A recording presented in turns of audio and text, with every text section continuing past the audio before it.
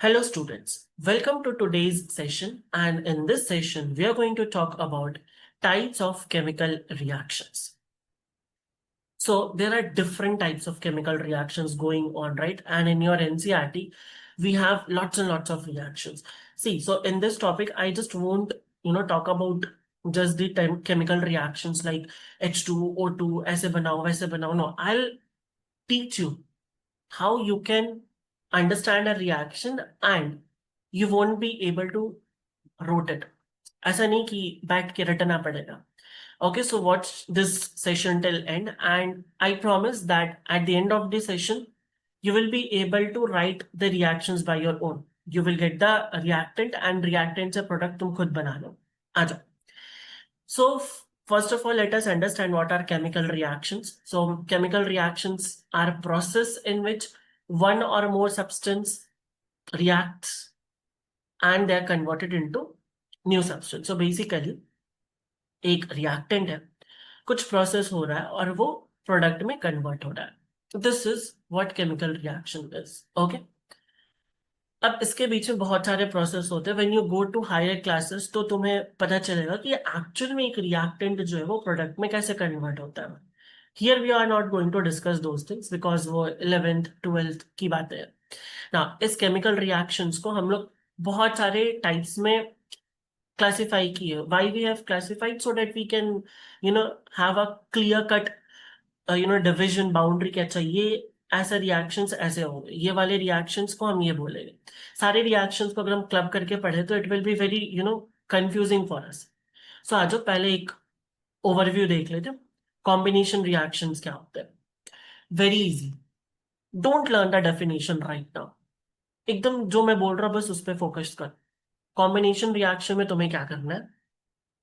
तुम्हें दो चीजें लेनी है और एक चीज बना देनी. That's all. या एकदम इजी वे में समझाऊं मैं तुम्हें. दो छोटे छोटे लड्डू ले लो. Laddoo, you understand, we eat it. बेसन के लड्डू या बूंदी के laddoo. Personally I love boondi के laddoo. So what you do is that take two boondi के laddoo, combine it and make a big laddoo. That's combination reaction. Chemistry के पॉइंट ऑफ व्यू से देखें तो हम एक एलिमेंट ले रहे हैं या एटम ले रहे हैं, दूसरा एटम या एलिमेंट ले रहे हैं, दोनों को कंबाइन करके एक प्रोडक्ट बना रहे हैं. That is combination. डिकम्पोजिशन क्या? एक बड़ा लड्डू ले लो और उसको तुम तोड़ लो, या दो प्रोडक्ट में तोड़ लो या तीन प्रोडक्ट में तोड़ो. That is decomposition. मतलब तुमने एक मॉलिक्यूल लिया. अब देखो, एटम को तो तुम तोड़ नहीं सकते, तो मैं ऐसे नहीं बोलूंगा ना कि एक एटम को तोड़ रहे हो.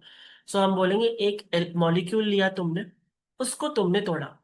राइट. मान लो कैल्शियम कार्बोनेट लिया तो उसको तुमने कार्बन डाइऑक्साइड में तोड़ लिया, कैल्शियम में तोड़ लिया. जैसे दिस इज डिकम्पोजिशन. अब देखो, डिकम्पोजिशन के लिए ना, किसी को तोड़ने के लिए, जैसे मान लो तुम और तुम्हारे बेस्ट फ्रेंड में काफी ज्यादा दोस्ती है. मैं आऊंगा और मैं दोनों से अलग अलग बुराई कर रहा हूं. अगर तुम्हारी दोस्ती बहुत ज्यादा गहरी होगी तो तुम मेरी बात नहीं सुनोगे. राइट.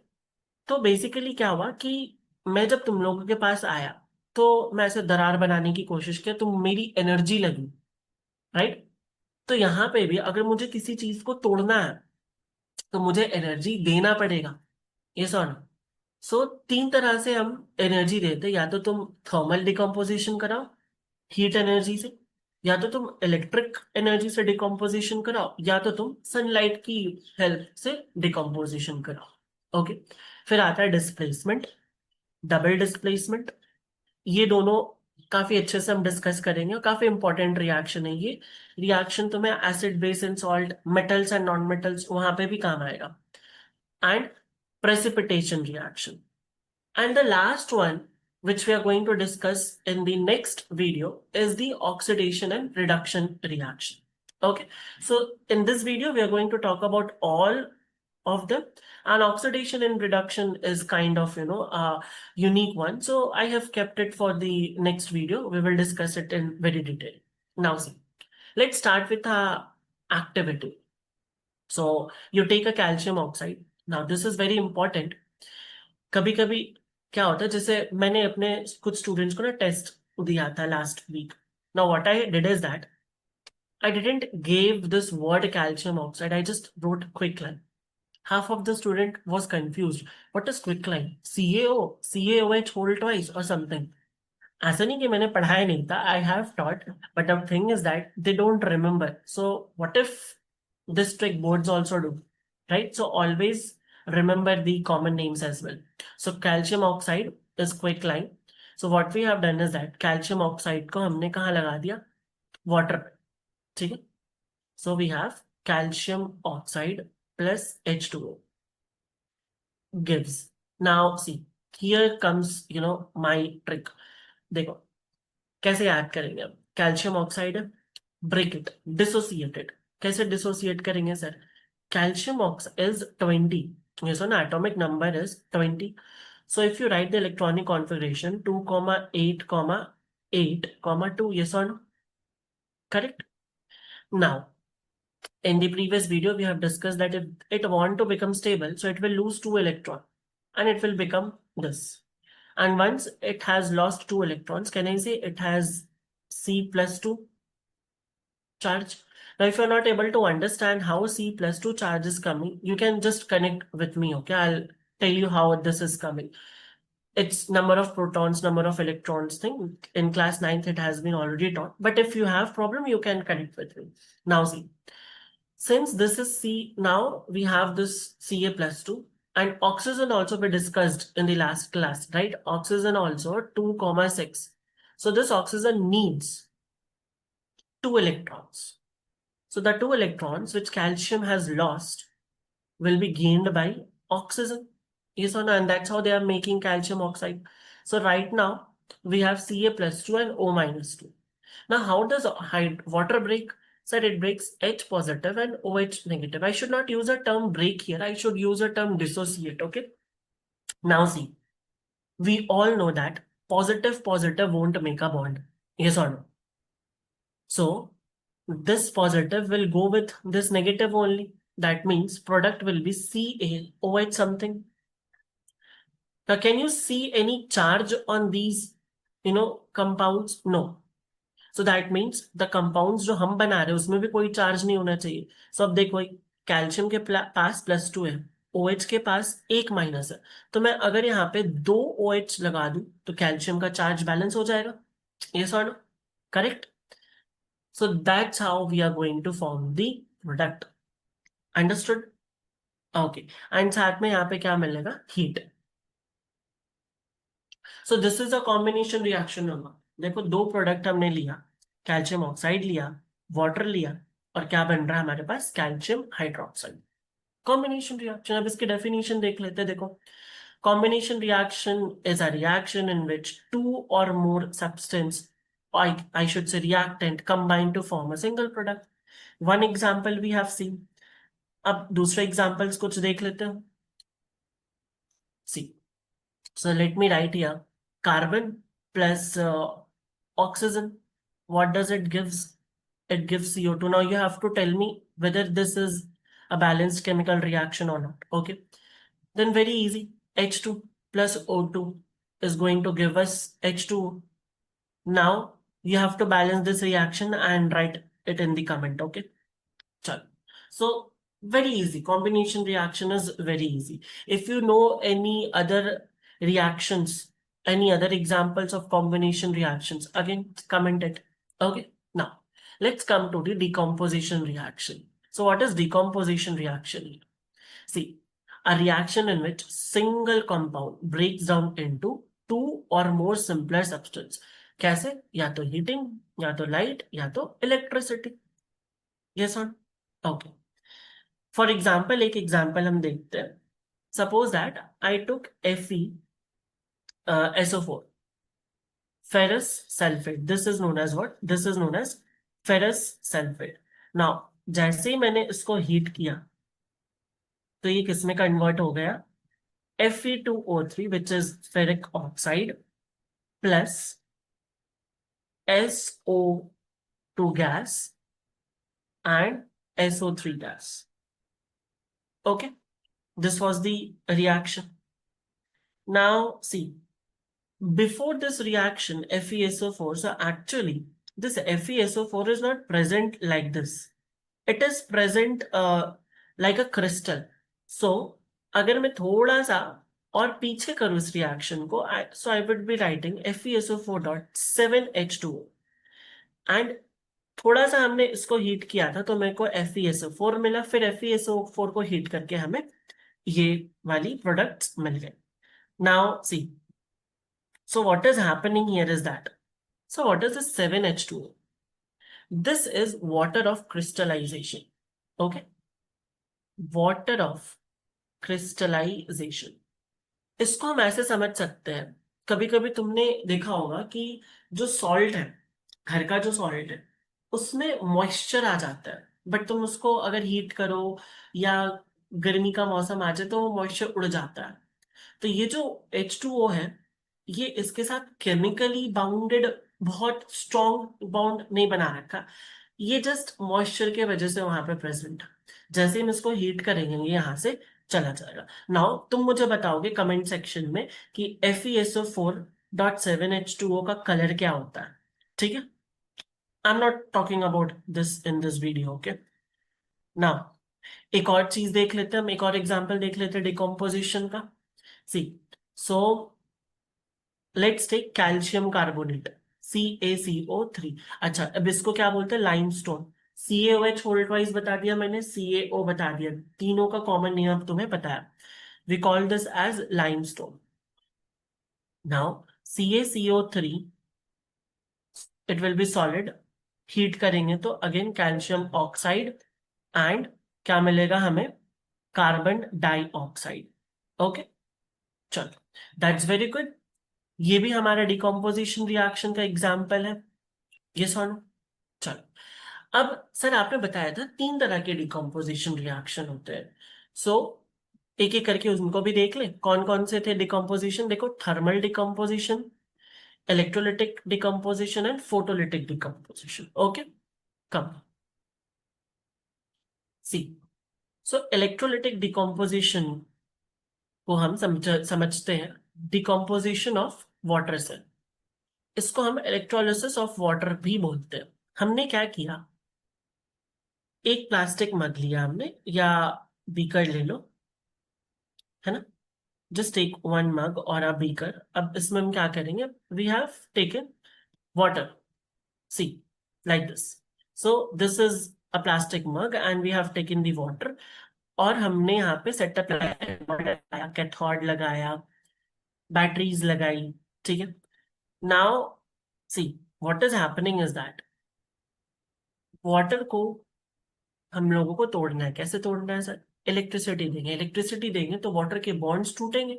वाटर के बॉन्ड्स टूटेंगे तो ये क्या बनेगा, 2H positive plus O negative. कुछ ऐसे ही बनेगा हमें, ये सॉल्व. तो अब देखो, ये जो पॉजिटिव है ये किधर जाएगा, this is a positive one. ये सॉल्व, पॉजिटिव को हम क्या बोलते हैं, कैटायन बोलते हैं. सो कैटायन जो है वो किधर जाएगा सर, कैथोड में जाएगा. अब ना इसमें बहुत कंफ्यूजन होता है, सर हमें कैटायन क्या है, एनोड क्या है, कैथोड क्या है. तो देखो, अगर मैं तुम्हें एक बस बोलूं, तुम कैटायन को याद कर लो. कैटायंस क्या होते हैं, पॉजिटिव चार्ज. कैटायन कहाँ जाएगा, कैथोड के पास जाएगा. तो अगर कैथोड के पास जा रहा है ये, तो कैथोड को क्या होना पड़ेगा, नेगेटिव होना पड़ेगा ना, तभी तो वो जाएगा. बस इतना याद रख लो, तो तुम्हें एनायन भी याद हो जाएगा, एनोड भी याद हो जाएगा. करेक्ट. कैटायन पॉजिटिव तो कैटायन का उल्टा anion negative, cathode negative, cathode का उल्टा क्या, एनोड पॉजिटिव. तो देखो, ये ऑक्सीजन कहाँ जाएगा, एनोड में. तो हम चेक करें कि सही है कि नहीं. हम तो देखो, ये एनोड था ना, दिस दिस इज एनोड, तो यहाँ पे ऑक्सीजन है, ये वाला ऑक्सीजन, एंड यहाँ हाइड्रोजन. ये कैथोड, तो कैथोड पे हाइड्रोजन आ गया. अब देखो यहाँ पे ना क्वेश्चंस क्या पूछते हैं, बताओ ऑक्सीजन ज्यादा मिलेगा या हाइड्रोजन ज्यादा मिलेगा. तो हमें हाइड्रोजन ज्यादा मिलेगा, क्योंकि देखो ना, अगर हमने बैलेंस्ड किया है इसको तो हमें पता चल गया कि हाइड्रोजन जो है वो ज्यादा मिलेगा. किस रेशियो में मिल रहा है हमें, 2:1. मतलब हाइड्रोजन जो है वो 2 एंड ऑक्सीजन की रेशियो जो है 1. इस रेशियो में हमें यहाँ पे गैस मिल रहे हैं. कभी कभी बोर्ड्स इस चीज पे क्वेश्चंस भी पूछ देते हैं. Okay, correct. चलो, तो हमारा इलेक्ट्रोलिसिस वाली जो पार्ट है वो खत्म हो गई। अब हम आ जाते हैं यहाँ पे thermal decomposition. So thermal decomposition का एक एग्जाम्पल हमें करना है, and I let you know what is that example. देखो, आज thermal decomposition as the name is suggesting, मैं यहाँ पे क्या करूंगा, हीट यूज करूंगा। So for thermal decomposition it will be what, हम लेंगे lead nitrate, and that is PbNO3 whole twice. और इसे तुम्हें बस किस में हीट करोगे, तो अब देखो नाइट्रेट है, नाइट्रेट को अगर हम हीट करते हैं तो वो मेरे को एक मेटल का ऑक्साइड देगा और साथ में नाइट्रोजन गैस देगा, सॉरी, नाइट्रोजन डाइऑक्साइड गैस देगा एंड ऑक्सीजन देगा। तुम्हें भी ऐसे ही याद करना है।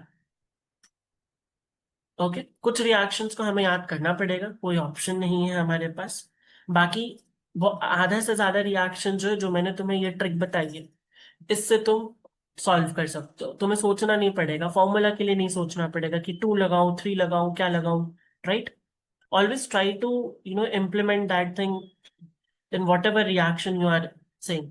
मैं पढ़ाता हूँ बच्चों को, बट वो इम्प्लीमेंट नहीं करते, फिर लास्ट लास्ट में आके वो मुझसे पूछते सर यार 2 लगेगा 3 लगेगा।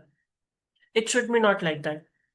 देखो टाइम लगेगा उसको इम्प्लीमेंट करने में, but try it, it's a very good thing, क्योंकि तुम्हारे लिए वो बहुत अच्छा है, तुम्हें कुछ याद नहीं करना पड़ेगा, राइट।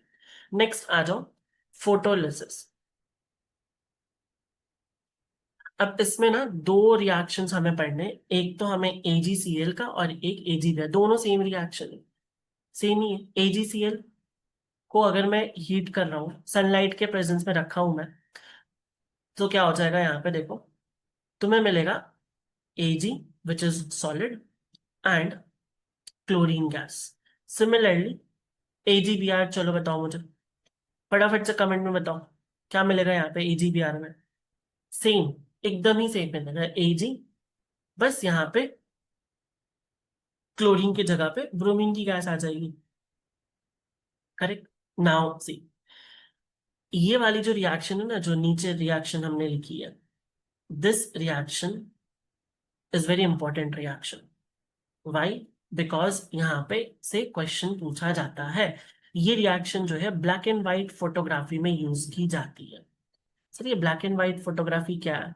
देखो, पहले, I don't know whether you have seen that camera और नॉट। पहले कैमरा आता था कैनन का या कोडक का, उसमें हम रील डालते थे, फोटोग्राफिक फिल्म डालते थे, एंड देन उसमें कुछ 30-40 ऐसे फोटोज लेने की कैपेसिटी थी। फिर जब हम फोटोज ले लेते थे उसको डब्बे में बंद करके हम स्टूडियो में देते, तो स्टूडियो जो है वो उनसे फोटोज को बनाते थे। तो उसमें AgBr की कोटिंग लगी रहती थी। जैसे ही लाइट पड़ता था, कैमरा का शटर ऑन हुआ, लाइट पड़ा, तो वो जो हमारा इमेज है वहां पे क्रिएट हो जाता था। काफी लाइक हेक्टिक प्रोसेस था, एंड नाउ तो you just have a phone, you click the photos. उस टाइम पे क्या होता था कि मुझे भी याद है, when I was in class 5 and 6, मुझे याद है that camera was there with us. So हमें ऑलमोस्ट 15-20 दिन लग जाते थे फोटोज को देखने में।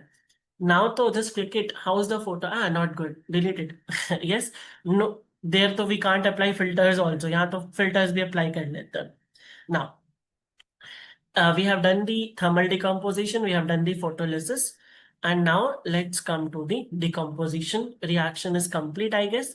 Thermal decomposition, heat, electrolytic decomposition, electricity, photolytic decomposition by light. Okay.